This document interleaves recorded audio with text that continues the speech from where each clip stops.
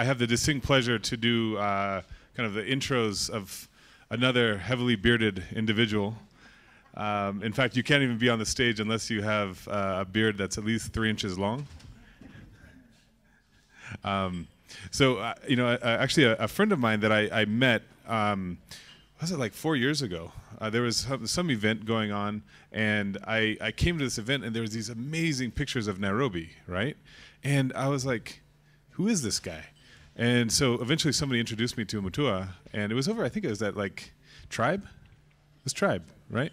And he had all these pictures of like Nairobi at night, the buildings, the city. And those of us who grew up in Nairobi, right, like you never see the good pictures of Nairobi. They're always there are always pictures of Kibera. There's always pictures of, all the other stuff, right?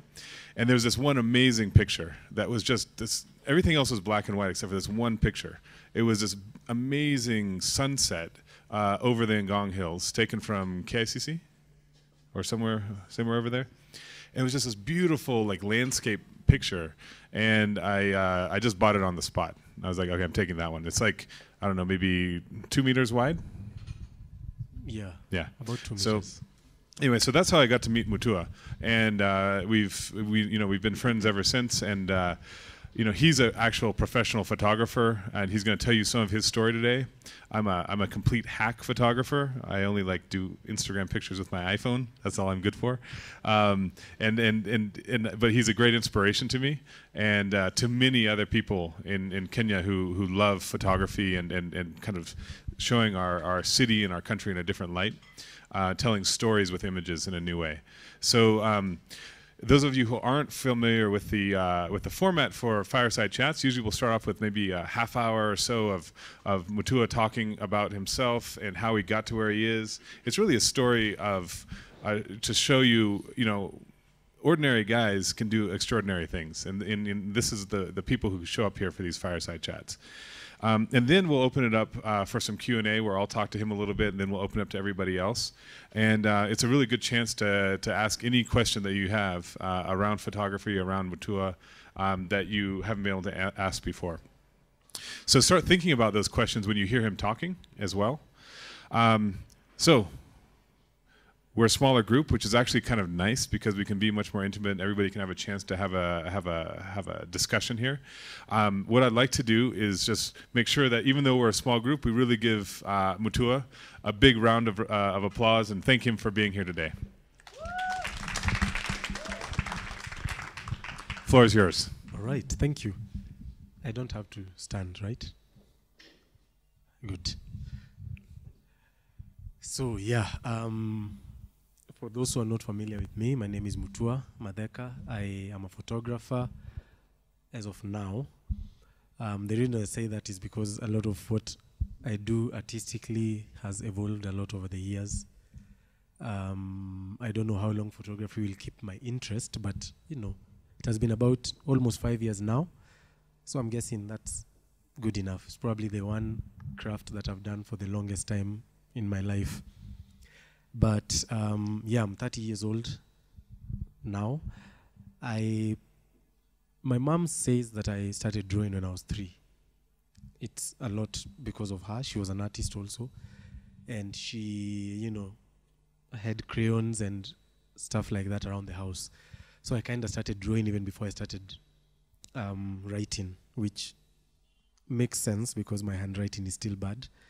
But, so I started drawing and sketching. And when she noticed, my mom is those mothers who, when they see even the hint of a talent, they just throw everything. Like if you just sang in the shower, she'll get music lessons for you, bring the any musician she can think of. She's that kind of person. If you just showed the slight interest in being in the garden or looking for something in the ground, you're doomed. She'd make you a farmer.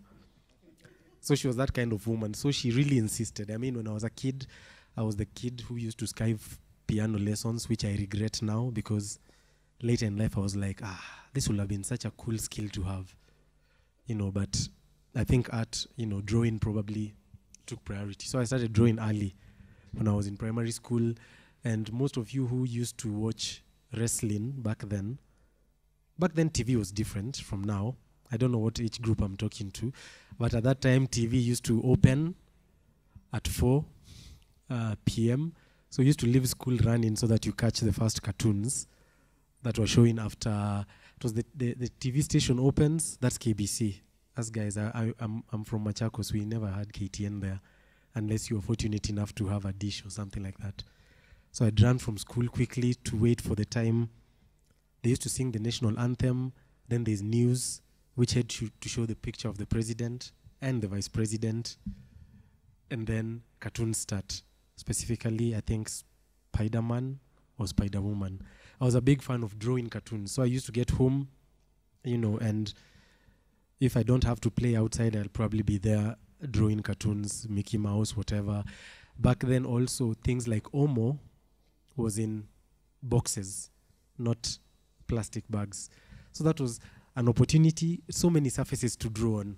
So that was my work. Before the Omo is finished, you're even taking out all the Omo so that you tear out the box and draw on it. So I used to be a fan of drawing matatus, buses, like I guess every boy, and making cars with the boxes. Just, stuff with my hands. Then what I remember, something that I can say, was probably a turning moment of realization. I was in standard 6, and my neighbor, one of the guys we used to go to school with, his brother was much older. He was in campus at the time. He was in JKUAT. He was studying architecture. So he had all these blueprints and model houses in his house and this drawing table. And of course, I think even us guys, when you see in movies guys with blueprints, it always looks very cool, even if the blueprints are of something useless. But when the minute someone opens the blueprints and thinks, I think we should move from this point to this point, it just looks cool. And so, I thought, what he's doing looks very interesting. And so I said, at that moment, I think I want to study architecture and become an architect. So I realized for myself when I am focused towards something, it kind of stays, that focus stays for a while before it fades off. At least I have to make sure I achieve that thing, then I can look for the next challenge. So I started from standard 6, I just knew, okay, I'm going to JKUAT for university to study architecture. That was the life plan. And, primary school, I was still drawing. I was even now being given extra classes after school. There was one of my mother is a teacher, and one of her friends who teaches art. Now I had to take to her any drawings I make during the week. I take to her at the end of the week. She looks at them, talks about the color, talks about the scale elements, tells me this is out of scale, the human body should not be, stuff like that. And then give me more assignments for the next week. So my whole life, that's, kind of how things were. And after I went to high school, I was now in Machakos High School. Interestingly, I was in Machakos Primary School, then I went to Machakos High School, but for a term. Now, the weird thing is that I did fine art in high school, but in Machakos High School, in that one term, we'd not drawn anything. So I don't know what art class that was. Then I got moved from there to Moi Forces Academy. And when I said that I want to do fine art, the teacher told me the only condition is that I have to draw something. So the first class I had to draw something to prove that I belong in the art class. And if you drew or you didn't know your way around drawings, then you'd be told, please find another something. Thankfully, my skills of drawing cartoons were on point and drawing wrestling people.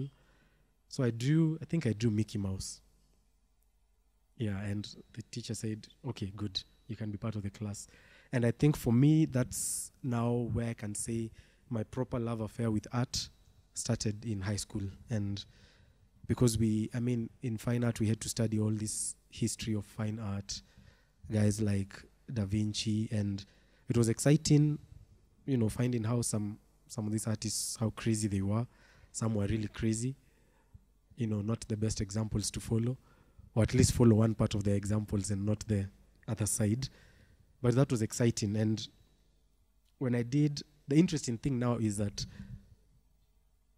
when I was studying fine art, I didn't know, remember still I wanted to do architecture, but I didn't think fine art will take me to architecture. So I used to envy the guys studying technical drawing because I thought what they're doing looks more like architecture than fine art. And I used to, the assignments that they were given, I used to ask them for their assignments so that I also participate. So I was kind of studying from them, technical drawing. So they'd say today they've learned oblique views of what, then I'd be there borrowing their the triangle rulers and stuff like that and drawing with them, because I thought if I get to do architecture, at least I want to have some basic knowledge. Interestingly, when I went to campus, the guys who'd studied technical drawing suffered more in architecture than us guys who'd done fine art. I got to find that architecture was more fine art than the technical drawing stuff. So that was interesting, but finish high school, I obviously did very well in art. I knew now it was just a matter of crossing fingers that my grades in math and all these other things that, did not work very well for me, that hopefully that will take me to architecture. And actually, I made it. And the interesting thing is that in my class, all the guys that were in my class from schools in Nairobi were all from one school, except me. They wear shorts on Langata Road.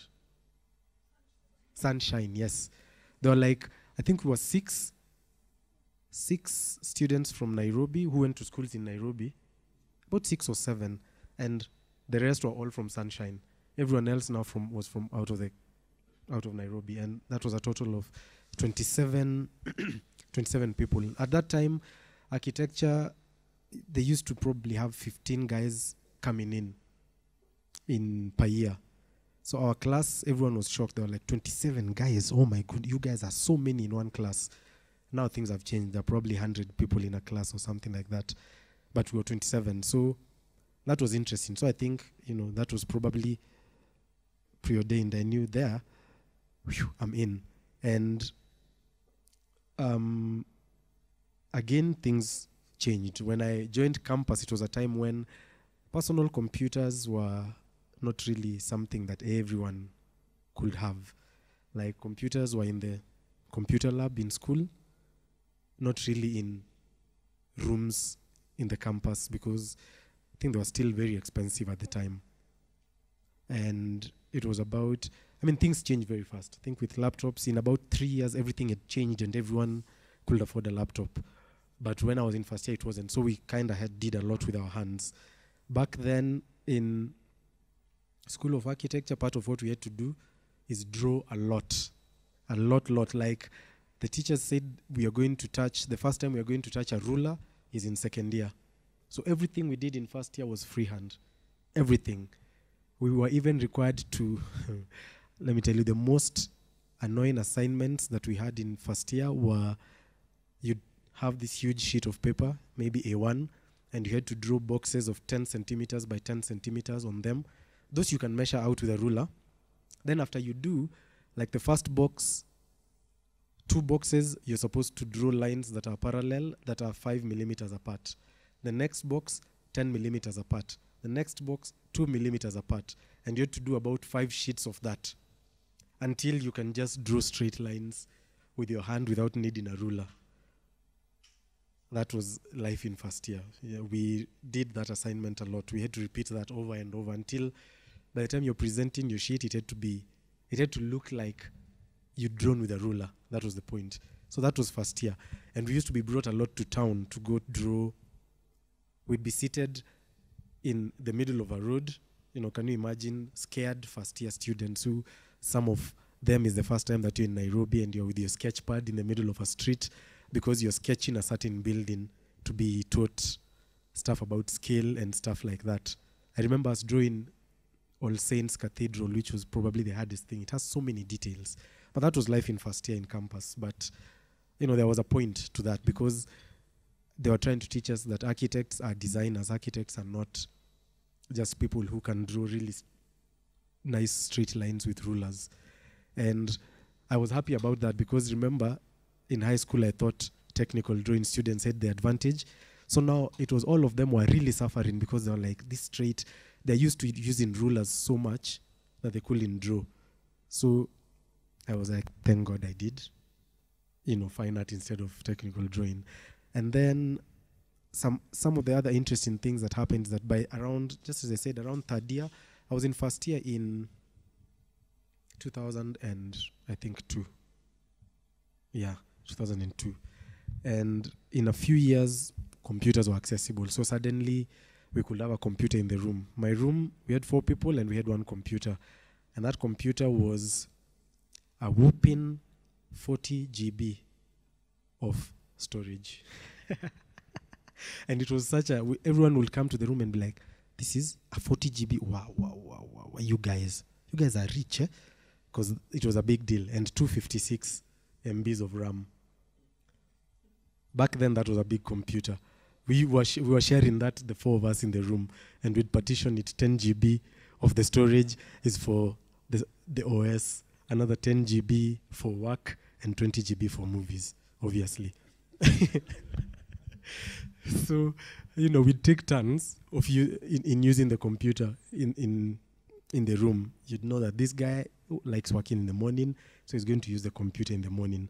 Not like there was anything serious that we had to do with the computer. It was basically, teaching ourselves stuff, how to, be proficient on the computer.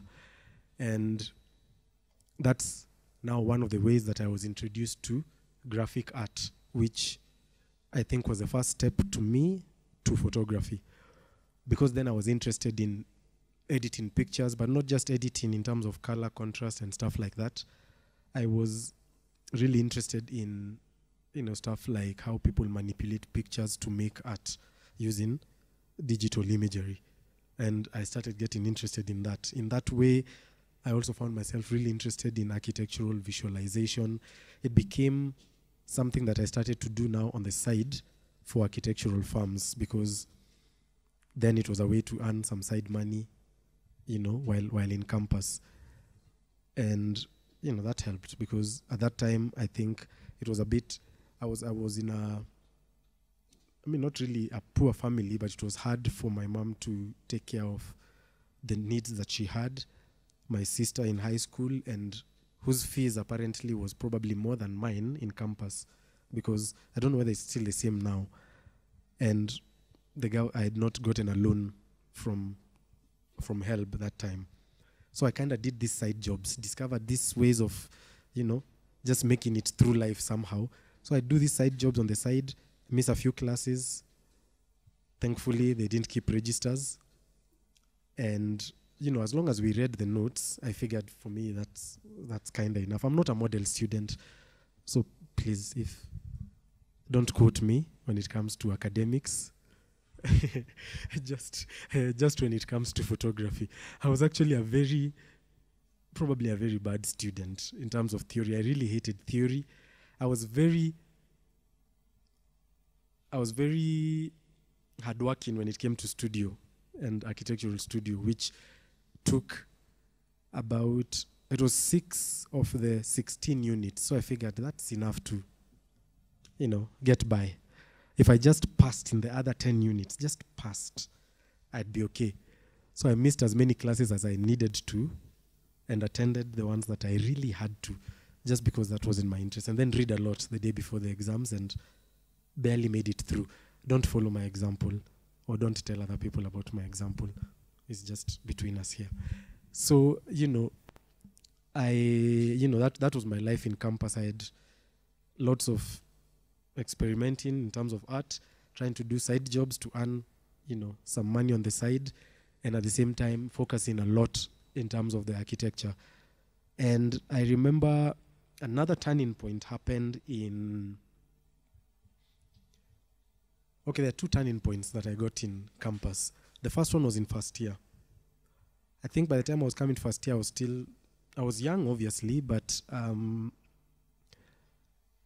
was probably spoiled, not really knowing, where you don't really take on responsibilities in the real sense of the word.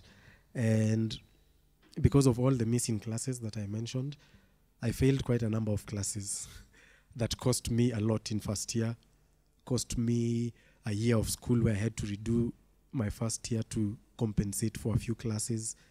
And I think that's when I learned basically at that time I learned one of the most important lessons of my life, that I am responsible for my own life. Because at that time I was thinking, wow, my mom will be so disappointed. Or these people who are busy saying their son is in university in Nairobi, out there in Nairobi. That's how we used to see it from Machakos. So I was worried about them and not myself, until when you realize, wait a minute, my mom will just be, she might be disappointed, but she won't redo this year with me. I'm the one who will be here facing the consequences. So as much as, however bad she feels, I'm the one who bears the brunt of everything, every decision that I make. And for me, that became, it hit me, and I said, okay, now I get it. I'm responsible for everything I decide. So whether good or bad, I could make decisions that were tough, because I knew, I know the outcome. It either goes this way or this way. And if it goes this way, I know what that means. If it goes this way, I know what that means. So that was my first turning point in campus. Second was when I applied for an exchange program, an internship. And I was in 5th year then. Architecture is 6 years. For me, 7.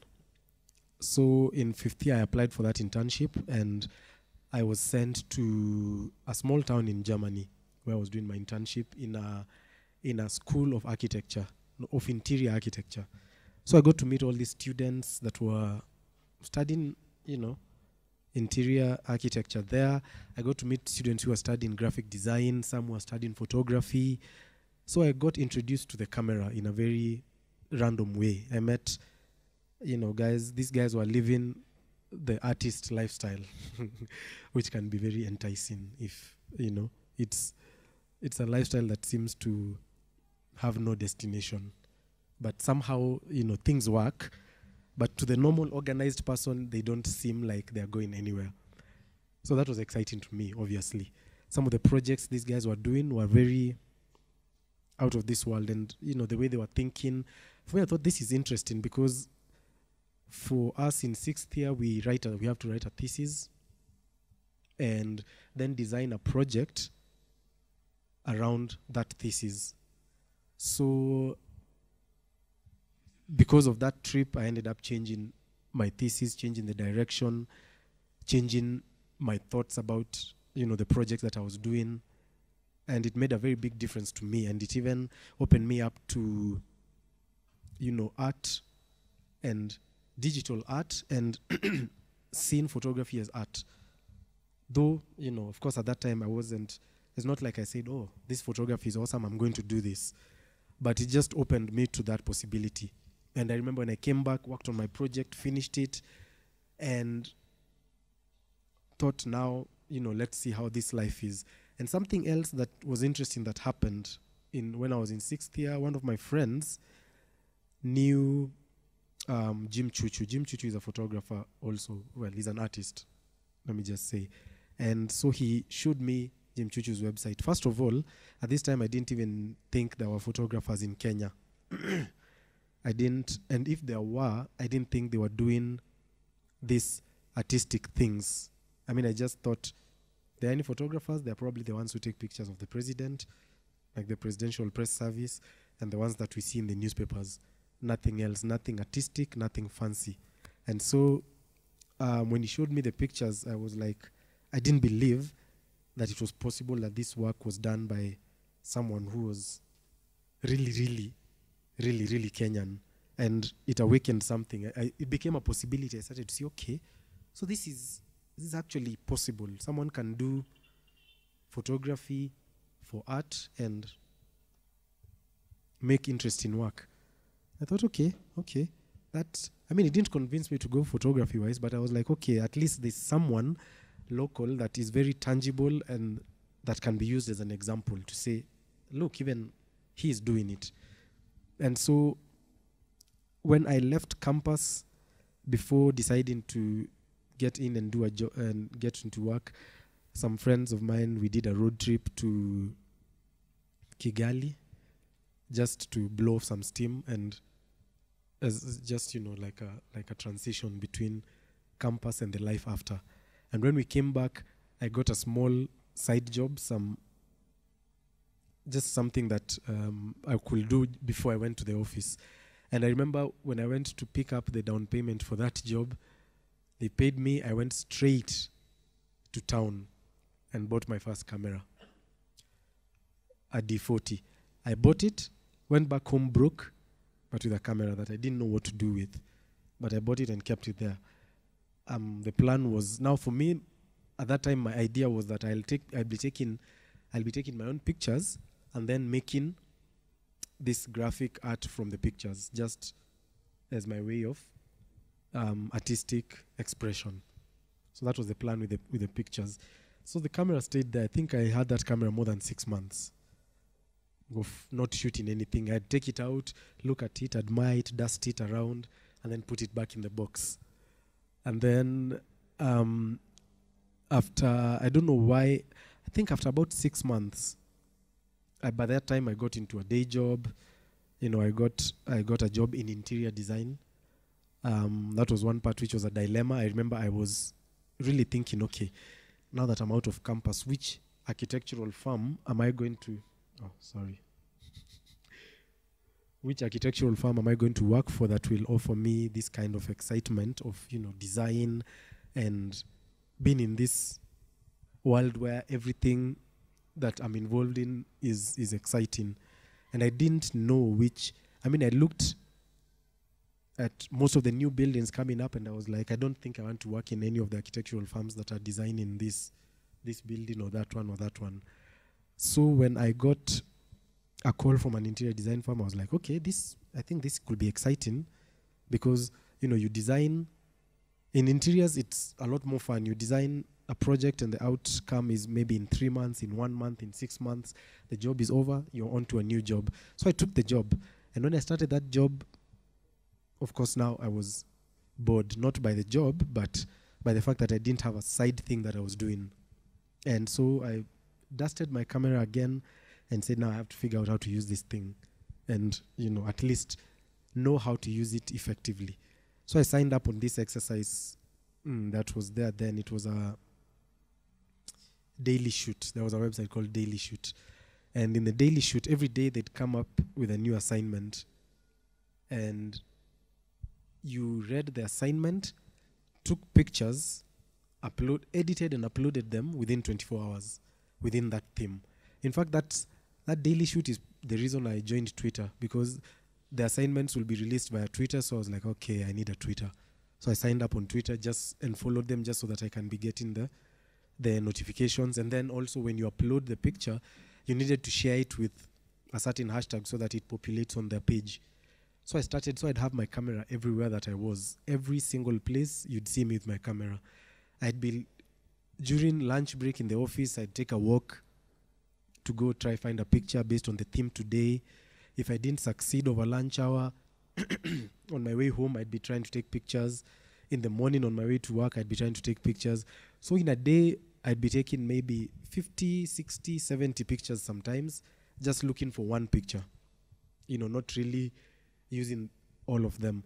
And I remember at the same time, around that time, I even started to blog because I said, let me open a blog, not really for people to see, but as something that will force me to be doing this daily shoot.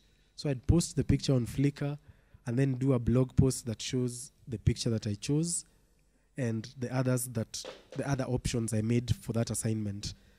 And honestly, that was, I think, to me, one of the fastest ways of growing.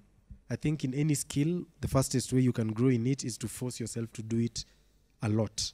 And especially without being the one who controls the brief. Because, of course, if you give yourself the brief, then every day you'll give yourself a brief that is easy to hack, easy to manage, stuff like that. So having someone else tell you, shoot this, and then people around the world are shooting the same thing. So I'd go look at how they interpreted the task, and I'd be like, oh, that's interesting. I would have never thought of it in that direction. And within my aim, I didn't think I was strong enough to do that for a whole year, 365 days. That was the plan. So I said, let me just target 100 shots, shooting every day. I didn't even get to 100. I think I got to about 75 or 76. But by then, I was so busy because I was almost blogging daily. There was so much attention coming to my work. I had started, I think by that time I had probably shot my first installation of Nairobi pictures.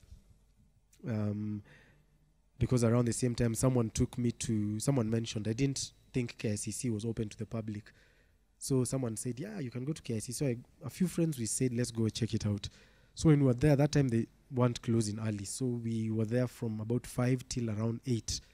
And for me, that was one of the best views I'd ever seen of Nairobi. It even changed my whole outlook of Nairobi as a city, because I looked and I said, how many people get the chance of seeing this?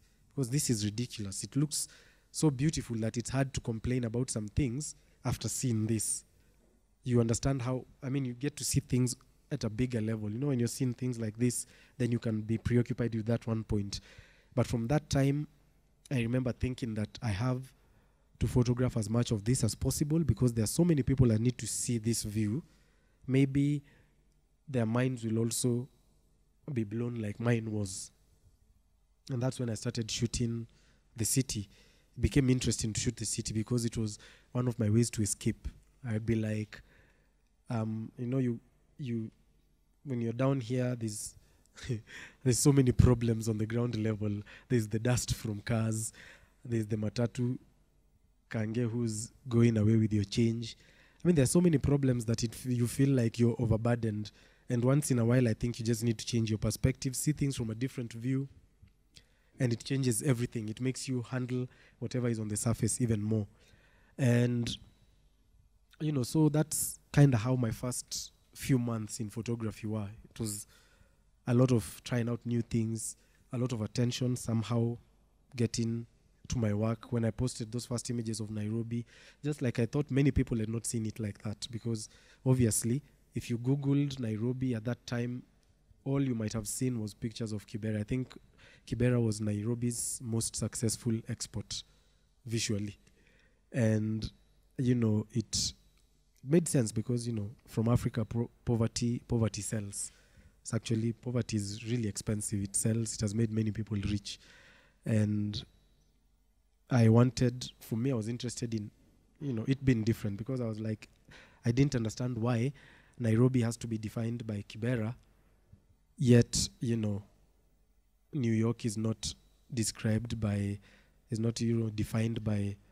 the rats in the subway and, everything else that is also going on that exists together with the awesome view. So I started shooting and putting that out with the aim of people seeing this, and as they see, hopefully their minds will keep changing. And, I kept getting busier and busier. I'd be sleeping, I think 3 hours a day, working every day, because I'd be in the office at 7, meaning I've woken up at 6 to leave the house at 6:30, office at 7, work starts at 9, so 7 to 9 is when I blog, is when I check out other people's work, and 9 I start working. Over lunchtime, of course, I'm somewhere looking for shots, come back to the office. In the afternoon, I'm out of the office at 5. I have to be home by 6:30 because I'm shooting something in the house from around 6:30 to maybe 8. At 8, whoever I was photographing leaves the house. Then I become a husband from 8 till around, my wife used to sleep early, I think 10:30. So when she sleeps, I start working. I edit pictures till around 2, then I sleep and start all over again the next day. So after about 2 years of doing that, I knew one thing. I had to quit one thing, either quit photography, focus on my boss's job, or quit the day job and focus on photography. And of course I wasn't confident, because photography wasn't making as much money as even the job. So, but I was like, if probably, take a leap of faith, see what happens. So I, 2.5 years in, I told my boss I'd like to quit, but I want to part-time quit. So I'd like you to be giving me 2 weeks off in a month. I work for 2 weeks for half the pay. Is that okay? She said, okay. So I'd go to the office for 2 weeks, and then I work for myself for 2 weeks. But you know, when you do things like that, you realize that now one side becomes extra exciting more than the other one. So the 2 weeks that I was in the office stopped making sense. The math was not right. I'd be like, this money that I'm making in the office in 2 weeks, I can probably, if I work hard, make it from one shoot. So I said, then if I just do 2 shoots, I can make the same money I'm making in the office in a month. And the rest of the time, I can just sit and watch cartoons. That made sense. So I said, okay. After 3 months of doing that, I told my boss, I think I have to quit full time. So I left the job and also made a few tough decisions. I think I'm a big fan of making my own life harder than it needs to be. I remember one of the things I said is, one, I don't want to do portraits anymore because they are not making me money. It's like selling peanuts by the roadside. A lot of work for. So I said, I'm not doing this anymore. I'm going to focus on something. I said, I'm an architect. I love taking pictures of buildings. I'd done quite a lot of work while employed for my for my interior design firm. I'd done a lot of photography, interior photography, architectural photography. So I said, let me take the leap and focus fully on architectural photography and then do the cityscapes and see if that works. And so made that decision and stopped doing portraits, focused on that, tried to make it work rather. It didn't go too bad, at least on the very minimum. I was able to make at least as much as was being made in the office in that first time. And so, I think it kind of worked. And so there was no looking back. And now I think it's been 2 years down. So many things have happened in between. Rough times, just like any business, I guess. Not once have I considered going back to a day job. Like, at this point, that to me is literally the worst thing that could happen if I had to go back to being employed, because I think everything that is good in terms of, taking my work to other levels has happened because I wasn't pegged in one place. So I guess it was a good it was a good, what do you call it? It was a leap of faith that paid off. And that brings me to the present. So that is, I think, a summarized life story. That was good, Mutua. Thank you. That was a good story. It was a good journey. There's so many things that I know about you for the past 4 or 5 years that I kind of want to get into. So I'm going to just ask a couple questions. You can tell some stories, and then we're going to open up to everybody else. So there's a certain blinged out gentleman who stole an image from you and used it for his political campaign website. Can you tell us a little bit about that story? Yeah. Yes, so that apparently here happens a lot. I think there's an idea that if something is online, it's free for use to anyone who wants, which is something that is enforced a lot in Kenya with web content. So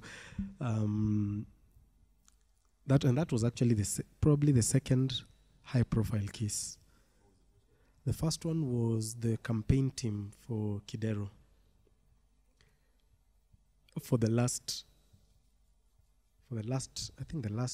Just before the elections, guys started campaigning actively. And to be clear, what we're talking about was on their homepage, they used your image as kind of the background for both Kidero and for, was it Sonko? Sonko, yeah. So Kidero was the first one. We used it for one of the campaign posters as a background. Okay. So at least their team was, I think, the most cooperative, because I saw it, someone showed me on Facebook, and I inboxed him on Facebook and told him, this picture, I don't know if you know, but the picture, your campaign poster has my picture in the background, and I do not have a check in my mail for that.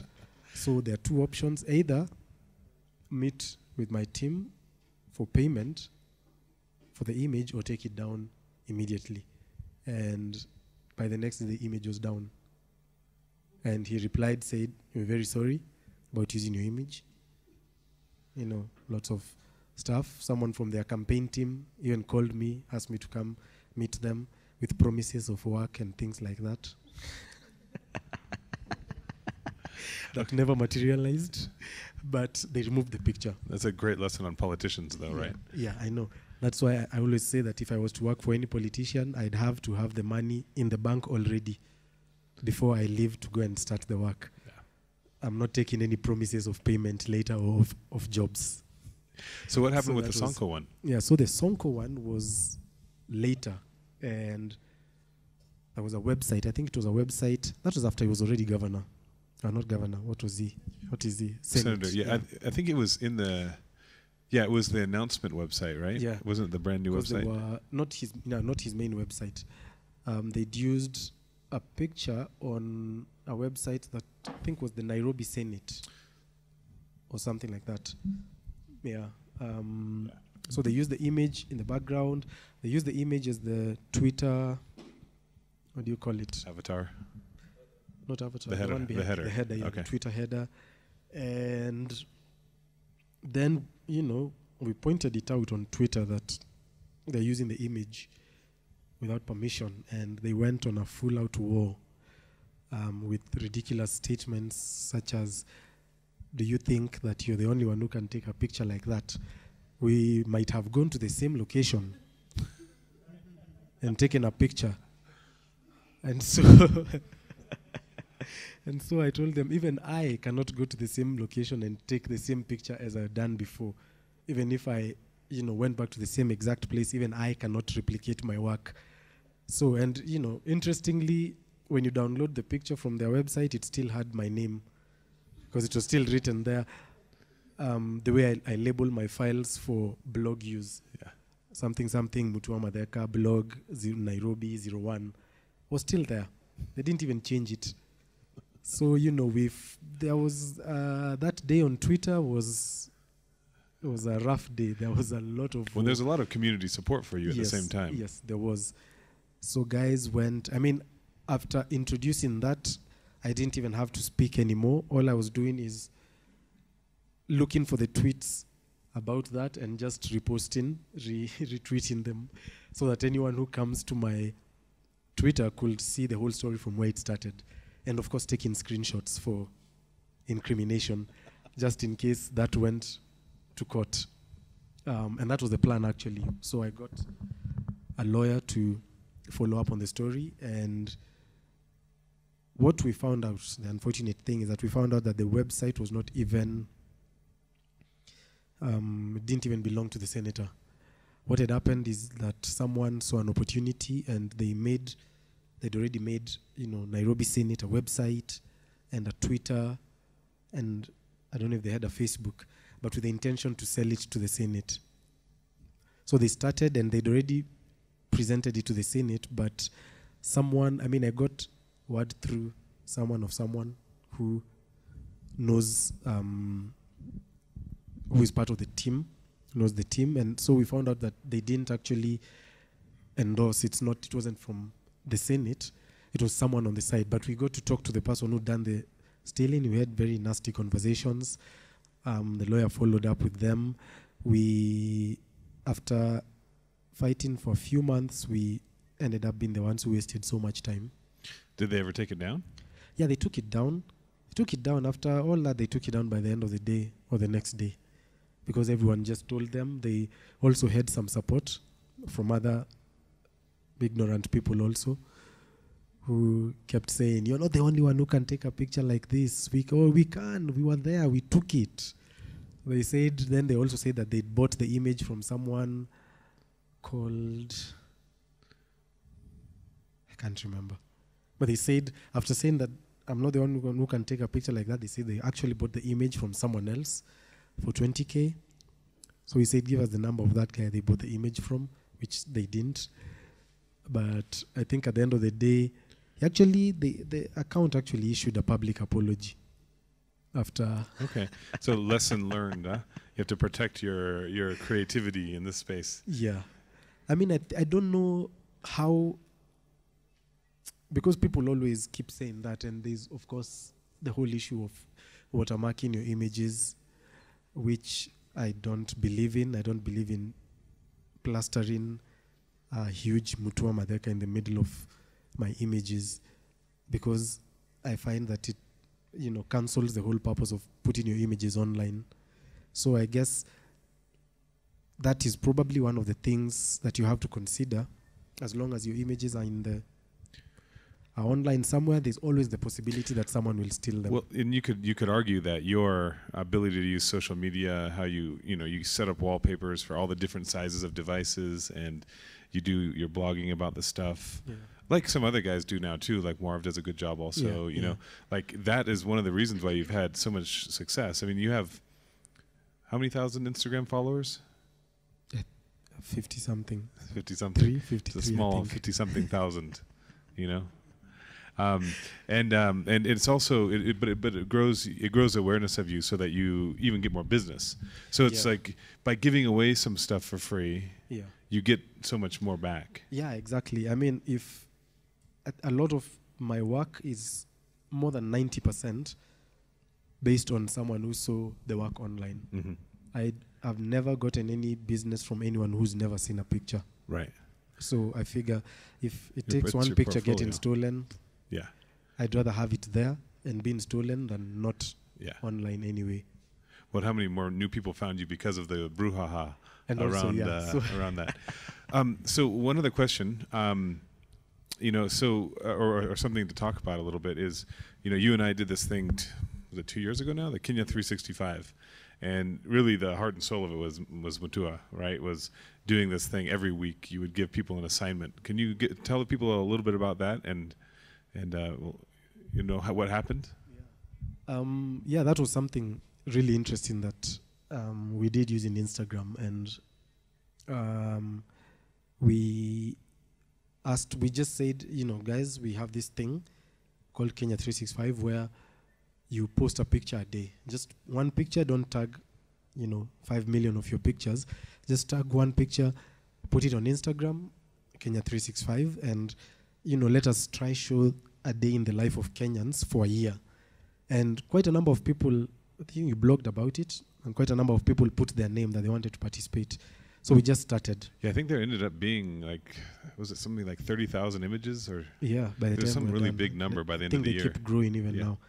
We realized after about 2 months, I think because there's, and even some other guys from Brazil, Rio, they saw the idea and they were like, we should also start a Rio 365. So they talked to us and they said, we're going to start it. And then when they started theirs, they did it with a weekly task, which we thought that's a good idea, because then it gives you don't get bored easily. And so we decided to kind of restart with the tasks. And every week we'd give guys a task to shoot for. So we'd say maybe this week is self-portrait. That was the most popular one, I think. The selfie week. The selfies. Yeah, but he'd also do things like water. Or like we did water, blue. we did public transport, we did blue. Yeah. It was interesting. And so guys would, and it's normal guys. I'm not even talking about photographers. We'd have maybe 400 pictures or more shared per week. I think definitely more than 50 people were participating, and there are guys who actually photographed every day. And it was easier because you didn't need a camera. All you just had to do, as long as your Instagram, you just shoot with your phone and then upload it. And we actually saw there are some people who I personally now, from a photography point of view, I actually saw them grow so much. Like from task 1, by the time we were task 50, I could tell, wow, this guy is not the same photographer who started here about a year ago. So that was a really interesting thing that also, I think for me also it was the first successful online campaign that I've ever participated in or even organized. Especially organized, because it's hard to organize something that catches people's attention. Yeah. So good. All right, so let's open it up to everybody else for some questions as well. We have a mic here, so anybody have any questions or thoughts, something you want to ask Mutua? Doesn't have to be about photography. Feel free. Okay, there's a question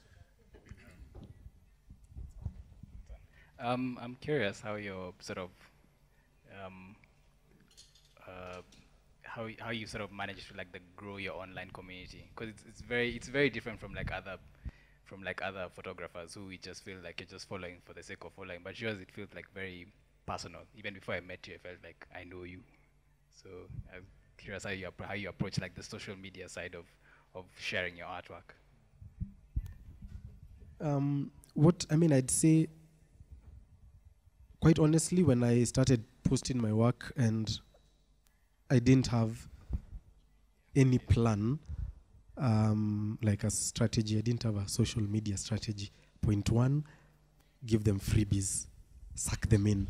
I didn't have anything like that. Everything that happened was so organic. It just kept flowing. It will only be someone maybe with a lot of followers. Like even when I started with Twitter, even way before Instagram, it will always be someone seeing my work and saying, "Oh wow, I've seen this," and that day I'd have like maybe 100 new followers. In fact, I remember one of those days I think those days the website will probably, on a good day, it will be like 40 hits per day on a blog post, humble beginnings. And the online community in Kenya, especially on Twitter, was tighter then. It was fewer people, so there were a lot of conversations on Twitter. It will always be people asking each other questions, a lot more than I think it happens now. And I think I had probably 50 followers on Twitter or something like that. And I remember this lady, she's called Saiton. She probably had like 600. And when she discovered my work, she was so happy with it. She shared on her profile, and that day I think I got like 200 new followers. And the web hits moved from 40 to about 100 a day. So it was something small, but just because the whole idea of seeing something interesting and telling people about it, I think, is a big thing in anything social media. And then from there, when it came to Instagram, and I realized, as much as you can have all these interesting social media strategies that are planned, I think one of the best ways is interaction, just because, it's social media. So if you're not being social, you might as well be a billboard that just speaks like this. And so for me, I've always felt like if it's on social media, even if I don't participate in terms of saying things, I will try to answer as much or comment on whatever issue is being brought up, just so that I take a genuine interest in what other people think of my work and also their work. If I find anything interesting, I'll try share that out so that other people can see it. And I've found that most of the people that do interact a lot with people who follow them and ask them stuff, they basically run a successful online platform, because then they're not really on a platform, but they feel like, it's a room and you're just talking to guys. I think basically there are always people who will always feel like, there's an exclusive VIP corner where you can't go to. And I don't know what can be done about that, but you just try and be approachable as much as possible. Yeah. So for me, that's what I try to do.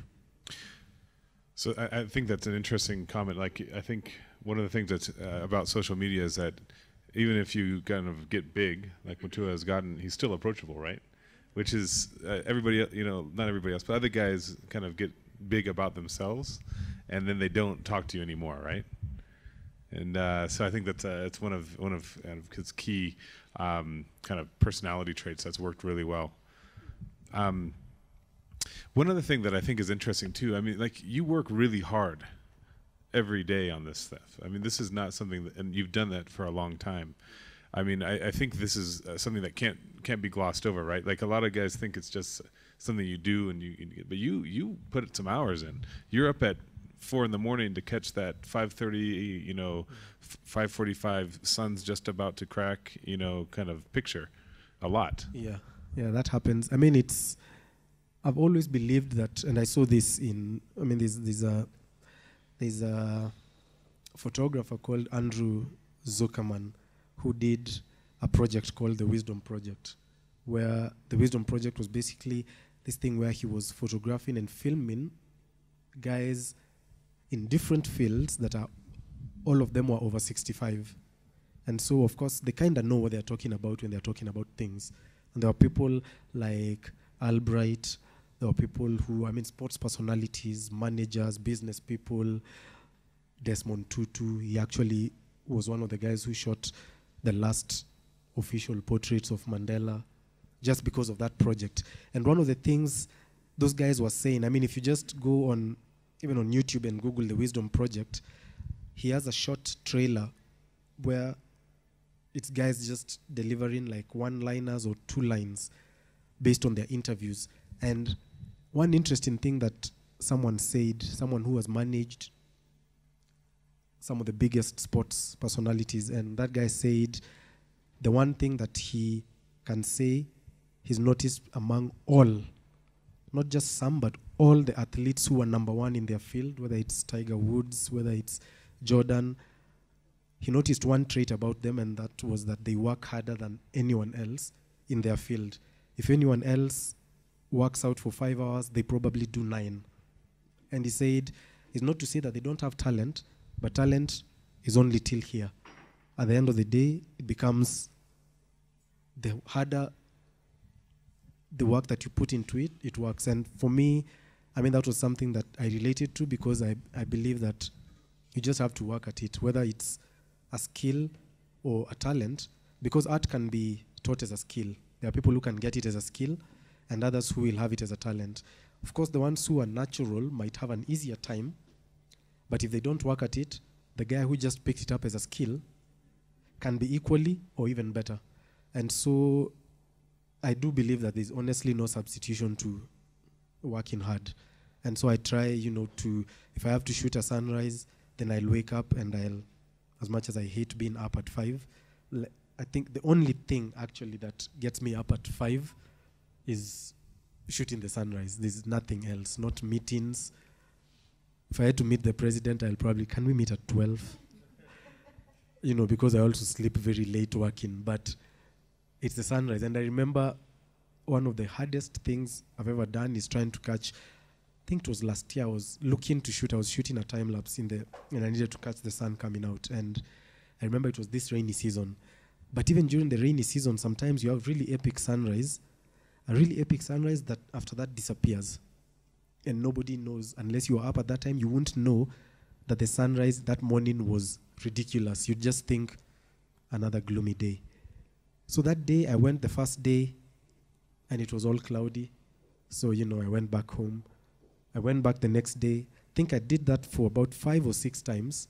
And on the 5th day, it was one of some of the best pictures I've shot of a sunrise in Nairobi, I shot on that day. But I had to go back every day because I was like, I really need to shoot this. But if it doesn't happen today, maybe it will happen tomorrow. But you kind of have to be there because if that sunrise catches me in my bed, it can't help me. And with photography, it happens, especially here in Kenya because of our time zone. They happen just for a crack. 10 minutes and it's done. So even if you're there with your camera and it's in the bag or in the car just waiting to see, will it be nice? I'll set up if I see it's looking nice. You kind of have to be there and set up, ready to go. And if nothing happens, then you set down and go back. And so that's the longest that I've tried to catch one shot. 5 days of coming back the next day. That's every day. Dedication. I have a question. Yes, okay, Mugeti. So this is a question about the business side of things and sort of positioning yourself as a talented person. So when I just cleared college, I'd do wedding cards, like really beautiful wedding cards, right? So because I loved doing them, and I did it for my friend who was getting married, and it was free. I told her, just buy the materials. I did these really awesome wedding cards, and then she gave my number to someone else, and to someone else, and to someone. And because I did it for free the first time, no one wanted to pay like decent money for the way. Every time, oh, but this one told me that you charge her 30 bob per card. Even me, so I got frustrated and quit. And then I also love doing interiors, so I'll do, I'm happy doing it. But when it comes to the business side of things, consult with a client a couple of times. They take all your ideas and go and do them themselves, and just cut you out of the whole process. So I don't know what would be your comments about that. Well, I definitely think that many artists or many creative people suffer in that area. Me too. I mean, I already said that I failed in math. It's just, and business education. Let me tell you, we had to do business education in high school. My teacher knew that I was just there to pass time in readiness to drop the subject at Form 2. So he actually came to me one day and said, "You're really not interested in this class, are you?" I said, "Honestly, I'm not. I can't wait for the end of the year so that I drop this class." He said, "Okay, I'll just make sure you keep passing so that we just get this done with." It was those things that it was the best option for me, only because my other option was French, and I was like, languages, no. And the other option, I think, was agriculture. So I took the most bearable thing. But honestly, I do not like business or anything to do with it or discussing money or any of that stuff. Also, just as he's doing that, is there anybody else who has a question as well, so we can get you lined up for the next one? Okay, so we got one over there. Anybody else want a question? Okay, one there. Anybody else? So I know who you are beforehand. And third one. Okay, so we start with orange, then we go to iHub Research, and the T-shirt, and then we go to the knit cap. Yeah, we'll start there. And by the way, so timing-wise, we've got about maybe 10 more minutes, Mugethi. What are we going till? 15 minutes. Okay, that's enough time. Cool. Hey, how many here would like to see the Kenya 365 done again? Who would like to be a part of that? So okay, there's demand. Mutua will talk, huh?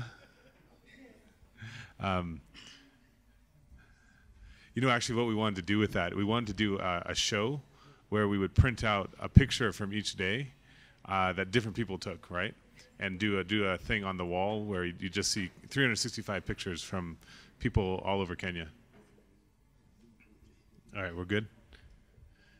Okay, so we're going to start with a question over here. Did we finish your thought? Yeah, let me finish. Yeah. Yeah, so I remember at the time thinking when I was starting that I wish I had someone I could work with who could, kind of manage that boring side to me and leave me to just be the photographer. But at the time I had no money, and I thought I probably need someone who might also see that I'm headed somewhere nice in the future. I have big dreams, and let's try get there together. It didn't happen when I was starting out, so I had to have all those awkward conversations with clients, and photography is also one of those things where there's always the questions of, but you're just, clicking a button. What am I paying you this money for? And so many times I've had to give people the camera and tell them, you click the button, then if it's that easy, just do it yourself. And of course, it doesn't end well. But for me, I think over time I've realized if you're a creative and you want to do that as a business, you definitely, however hard it is, have to figure out the business side. Now there are two ways that could happen. You either figure it out and do it yourself, or partner with people who can handle that side of things. And for me, I was fortunate that I partnered with someone who does, meets clients, gets their expectations, and I just get to go probably to one meeting where we discuss the actual images, and I do the work, he chases the payments, he, basically allows me to just be the artist. He's actually here today. And, it has made my life so much better. He actually negotiates more money than I will negotiate myself, so I make more money and I'm happier. So, and he also gets to make money when I make money. So, for me, it has worked well that way, and I'd advise any creative, if that is a possibility, then do it. But if not, then you have to figure out the financial stuff, because I've realized, especially, I mean, like I'm guessing in Africa generally, we've not had systems that govern creative things.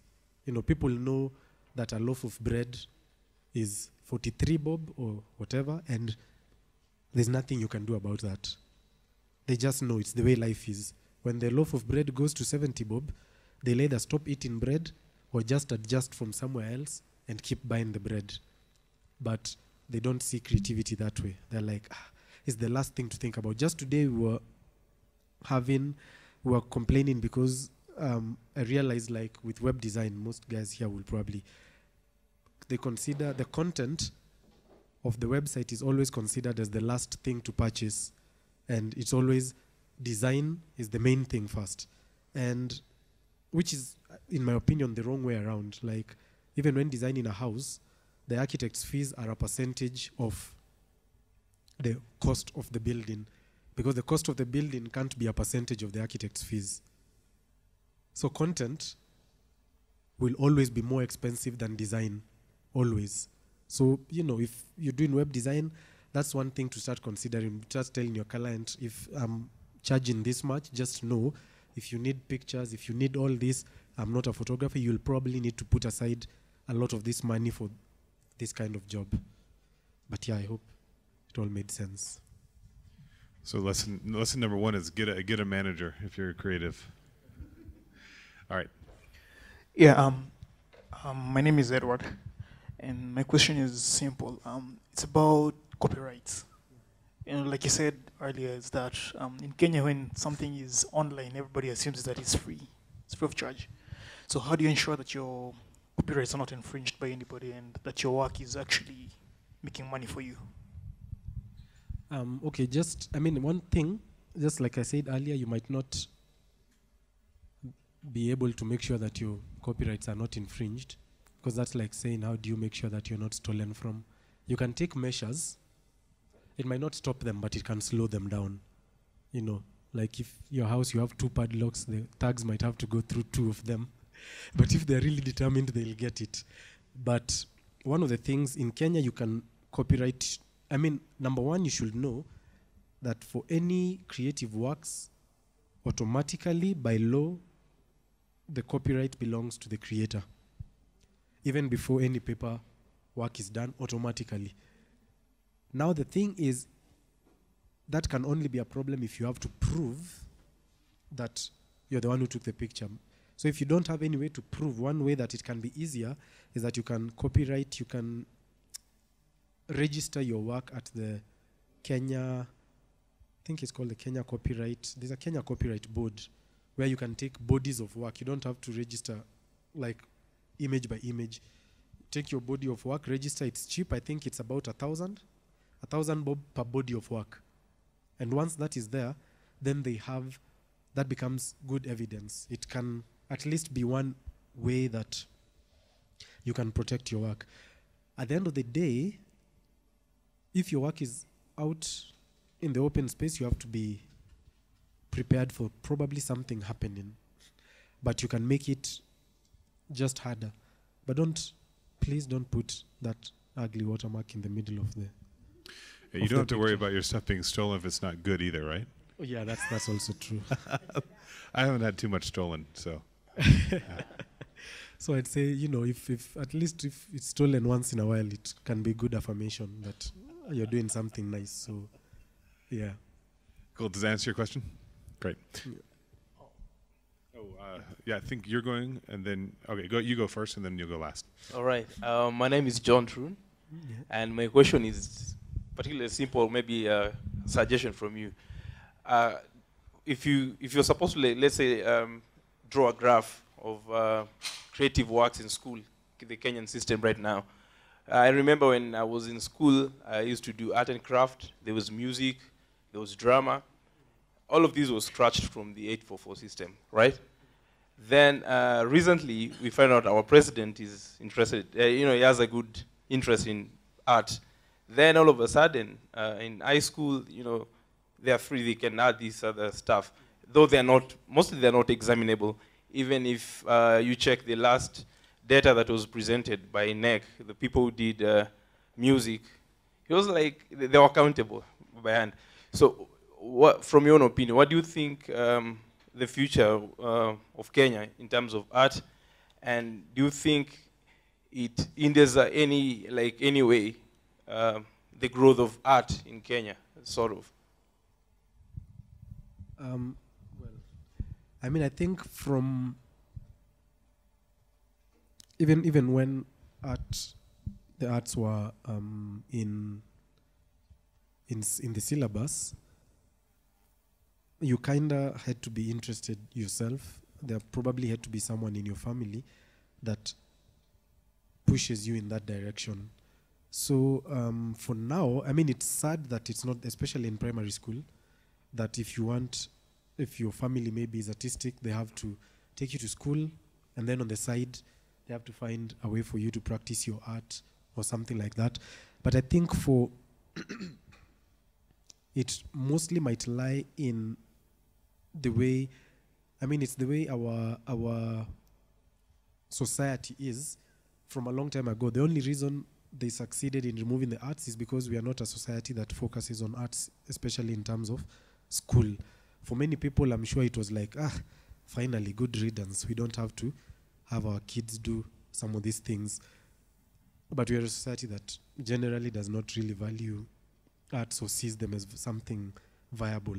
I don't know whether that is changing for the better, but I know if you're here and you don't probably give your kids or encourage people around you to embrace the arts, that is also part of the problem.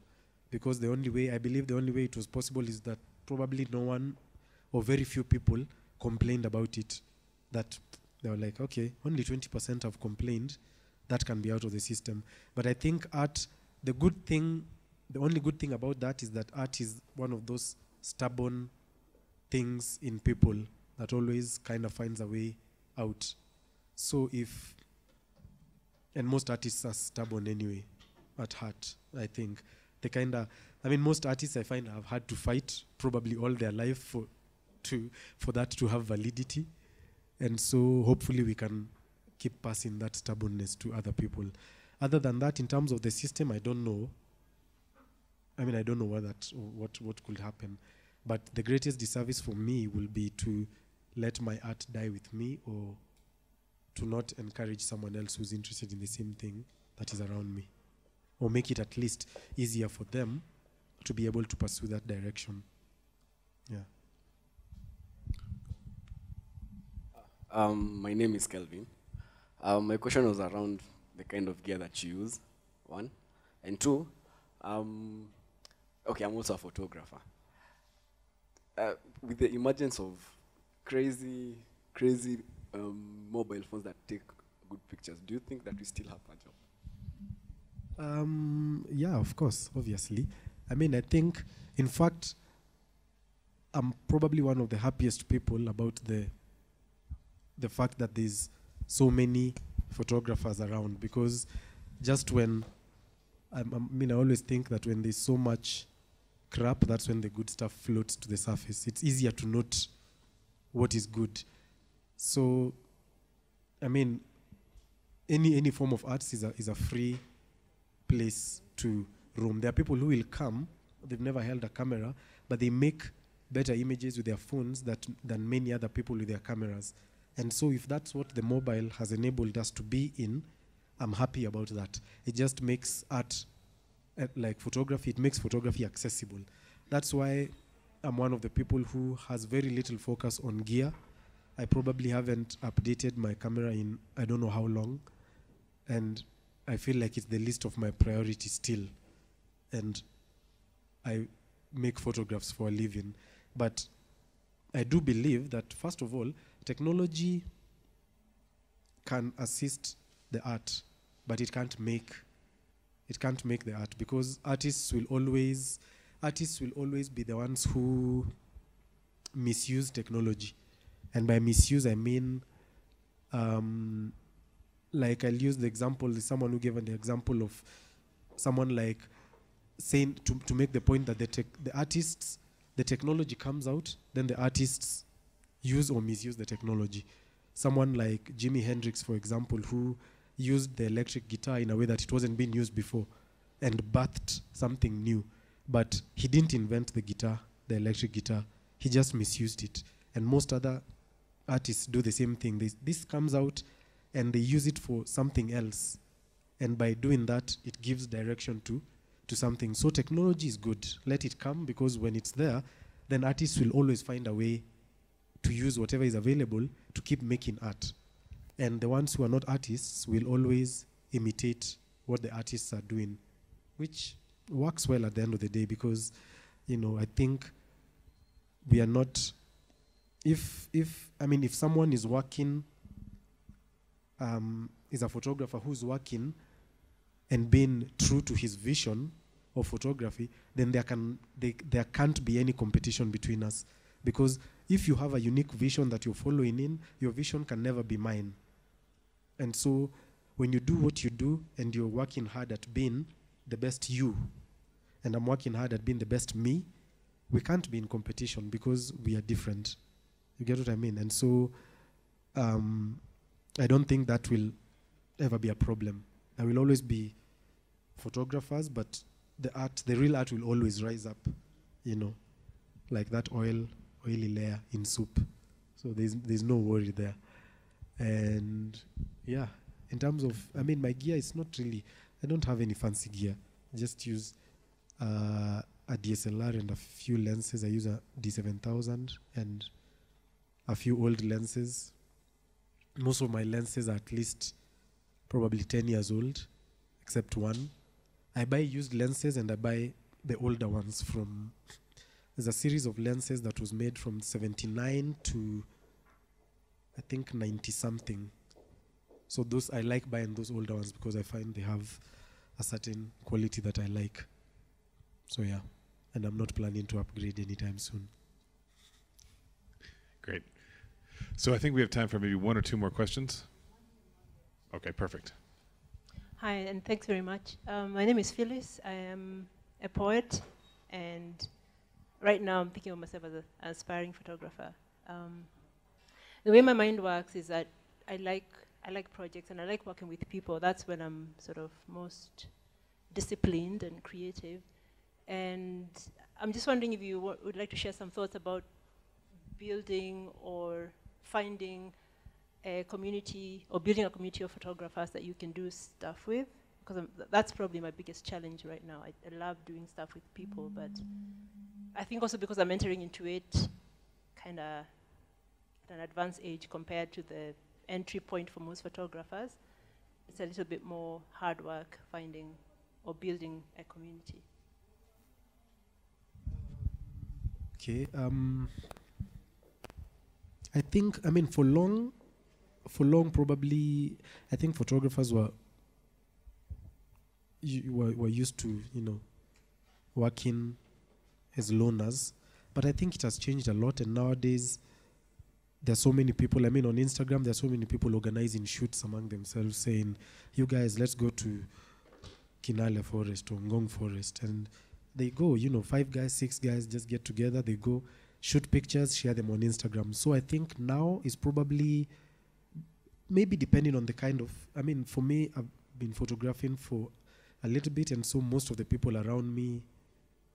It wouldn't be hard to say, let's go shoot in town, and will be at least 5 people.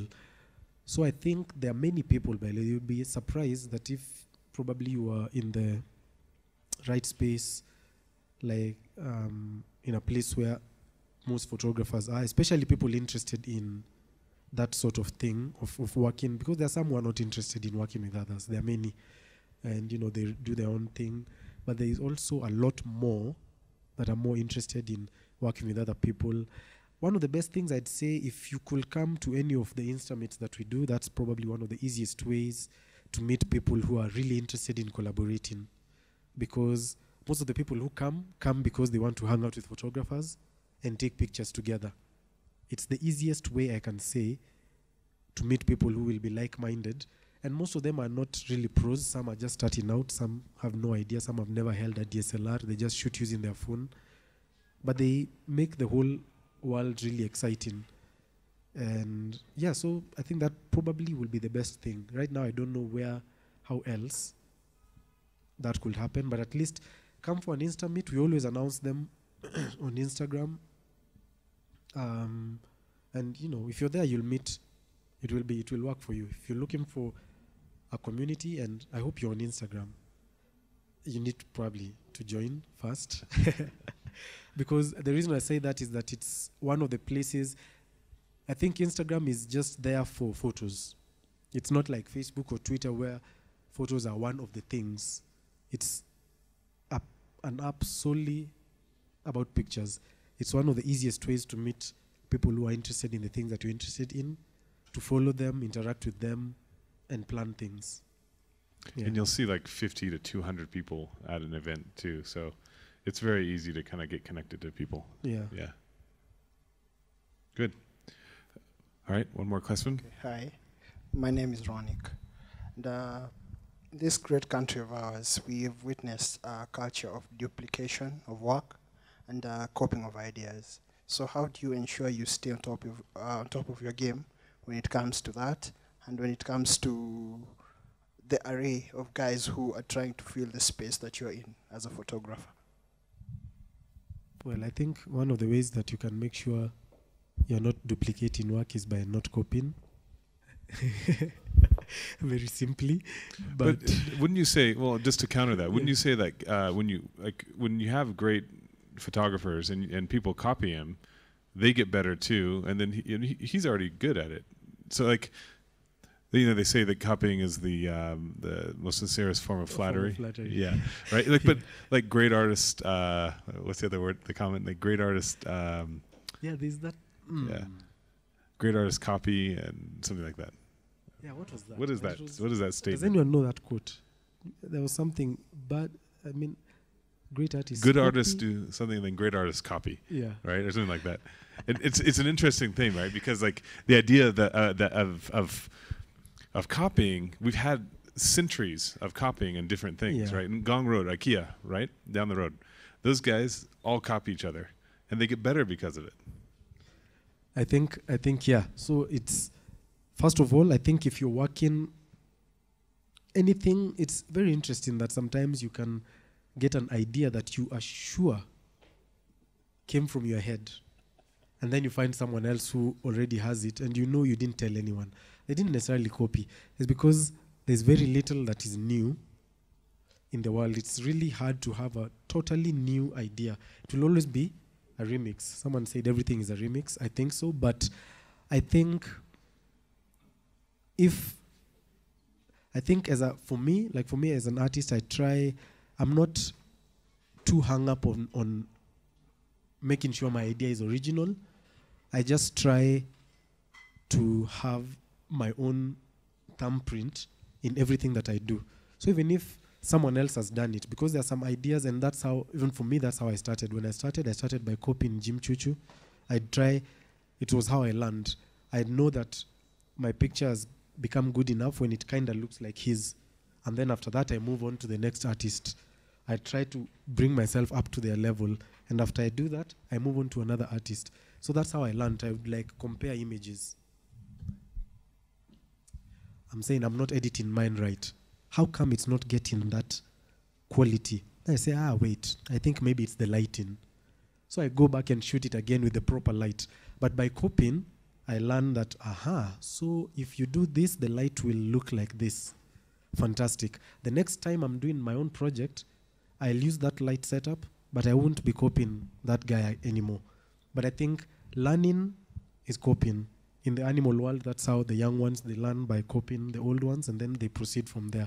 So probably, for personal reasons, for you as an artist, it will be to copy to learn and keep creating. Because that's the thing. As long as, I believe that if you're constantly creating, then you can't really copy as much as, you'd think you are. You'd have to keep, as long as let's say you're creating a new project every day, most likely every day you won't be looking online and seeing, and plus, if you're creating constantly, copying, believe me, gets boring. After a while, I'd try achieve something. I'd be looking at this image of how these guys got these light trails, and I'd go out and try get that. And I realized that was step one of learning. After I've achieved what they achieved, I'm like, okay, now I can start applying this skill. So I copied enough to learn, and after I learned, I applied that skill in many other ways that even the person who was doing it wasn't.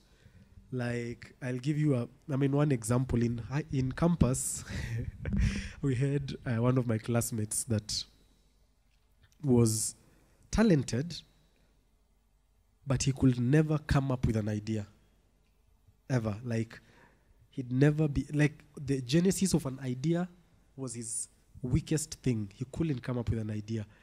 And most of the time when, he had this mind block and we were starting a project, he'd be walking around the studio, meeting guys. So guys even got to know him.